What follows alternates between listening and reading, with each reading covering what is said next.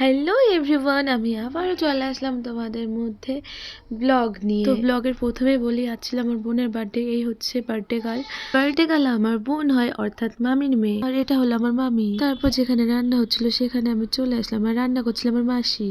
আমার বাড়িটা দূরে হয়, ওর বার্থডেতে যেতে একটু লেট হয়ে যায়, যার জন্য একটু রাগ করেছিল।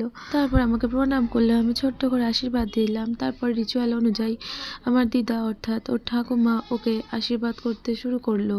ওর বার্থডে অনুষ্ঠান শেষ হতে অনেক রাত হয়ে যায়। তো তারপরে আমরা ডিসিশন নিয়ে আমরা মেলাতে ঘুরতে যাবো। যেমন ডিসিশন তেমন কাজ। তো আমরা 4 জন মিলে মেলাতে চলে আসলাম। তখন অনেক রাত হয়ে যায়, তো তোমরা নিজেরাই দেখে নাও কয়টা বাজে। তো মেলার মধ্যে কিছুক্ষণ ঘোরার পর একটি ব্যাগের দোকান দেখতে পাই। যেহেতু পরের দিন সরস্বতী পুজো ছিল, আমার কাছে একটাও ব্যাগ ছিল না, তার জন্য ব্যাগ দেখতে গেলাম। আর ব্যাগের দাম মোটামুটি কমই ছিল, বাট আমি টাকা নিয়ে যেতে ভুলে গেছিলাম, তার জন্য আমি ব্যাগটা নিতে পারিনি। তো ঘুরে ঘুরে এক রাস্তায় চলে এসেছিলাম আমরা মেলার মধ্যে, যেহেতু মেলাটা আমরা চিনি না। অনেক রাত হওয়ার কারণে অল্প কিছু দোকান খোলা ছিল। তারপরে আমি দেখতে পেলাম একটি ঠাকুরের ফটো ফ্রেমের দোকান, খুব সুন্দর ছিল। পাশেই ছিল একটি টেডি বিয়ারের দোকান, আর আমি টেডি বিয়ার অনেক পছন্দ করি, বাট আমি তো টাকাই নিয়ে যাইনি, ওই জন্য মন খারাপ করে চলে আসলাম। ওইখানে আবার কাঠের মেলা হচ্ছিল, তো আমরা খাট দেখতে চলে আসতাম। তো আমি কি বলছি শোনো, মেলার মধ্যে ঘোরাঘুরির পরে আমরা ডিসিশন নিয়ে আমরা কিছু খাবো। তো কিছুক্ষণ হাঁটার পর সামনে একটি পানের দোকান ছিল, তো সবাই বললো পান খাবে। তো আমি পান খাইনি, আমি ফার্স্ট টাইম পান খাবো।